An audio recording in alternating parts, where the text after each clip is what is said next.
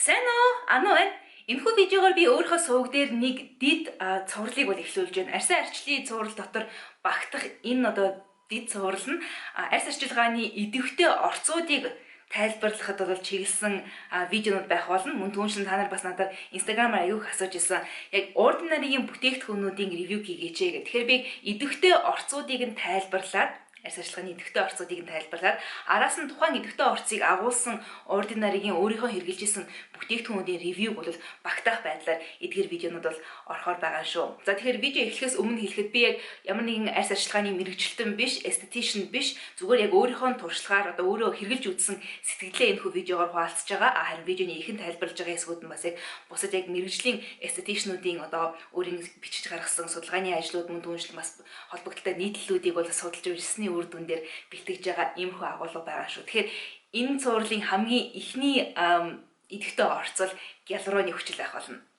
Тэгэхээр гиалуроны хүчил нь өөрөө органик бодис, бидний бие махбод бол өөрөө дотроос үйлдвэрлэж идэг бодиснуудын нэг байгаа. Гол үүрэг нь яг юу гэхээр гиалуроны хүчил нь өөрийнхөө жингээс 1000 дахин их чигийг өөртөө татаж байдаг. Тийм болохоор арсын дор чигшлийг бол байнга өгж явах үүрэгтэй байдаг байгаа. Тэр гиалуроны хүчил агуулсан тос серумууд нь үндсэндээ хуурай арьсанд бол зориулагдсан илүү арьсанд чиг өгөхөд чиглэсэн чигшүүлэх үйлчилгээтэй бүтээгдэхүүнүүд бол байдаг. Тэгэхээр нас ахихын хэрээр хүмүүсийн арьсанд органикаар үйлдвэрлэж байгаа гиалуроны хүчлийн хэмжээ буурдаг учраас арьсаа илүү булбрай байлгах, илүү зөөлхөн юм чигшилтэй байлгахыг хүсдэг хүмүүсийн хувьд бол яваана гиалуроны хүчлийг өөрийнхөө арьсанд арьс арчилгааны бүтээгдэхүүнүүдэд бол шингээсэн байлгахыг бол хичээх шаардлагатай байд юм байна. Ер нь чигшил өгөх зорилготой бүтээгдэхүүнүүдийн орцыг хараад үзэх юм бол гиалуроны хүчил мөн түүнчлэн глицерин аягүй хэмжээгээр агуулдаг. Ихэнхдээ бол глицерин бол байдаг бол гиалуроны хүчил сүүлийн нэлээд харагддаг болсон. Ер нь гиалуроны хүчил нь өөрөө юм арьс арчилгааны бүтээгдэхүүнүүдийн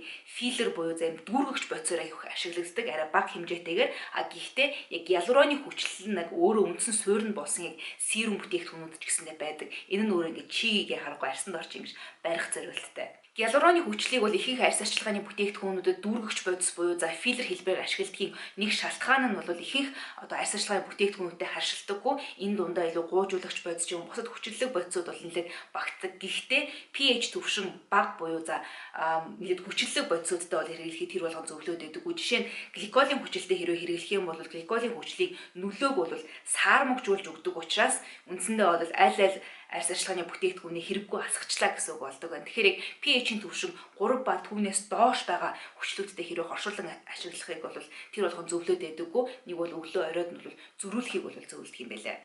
Тэгэхээр серум хэлбэрээр зарагдаж байгаа гиалуроны хүчлүүдийн агууламж нь бол 1.5-аас 2.5% орчмын хооронд хэлбэлцдэг юм байна. Тэгэхээр хэрэгжилж байгаа хүн болохоор өөрийн арьсныхаа хэрэгцээг бодолцож үзээд ямар агууламжтай гиалуроны хүчийг сонгох вэ гэдгээ шийдсэн нь бол зохимжтой байна. Тэгэхээр миний хувьд The Ordinary-гийн 2% агууламжтай гиалуроны хүчлийг бол өөрийнхөө арьсандаа бол ашигладаг мөн B5-ын агууламжтай. Яг энэ бүтээгдэхүүн энэ формуланы хувьд бол үндсэндээ 3 түвшний гиалуроны хүчлийг бол багтаасан гэдэг юм билээ.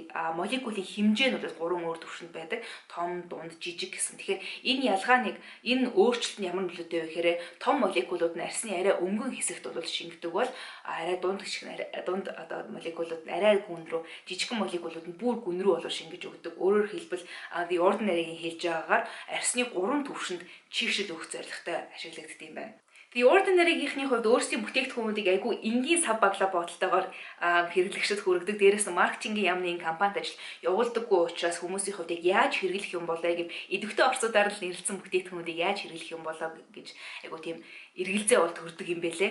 Тэгэхээр яг гиалуроны хүчлийн хувьд бол яг савн дээр нь бичсэн ганцхан өгүүлбэрээр хэрэглэхэд энэ нь болохоор apply a few drops to face AM and PM before creams.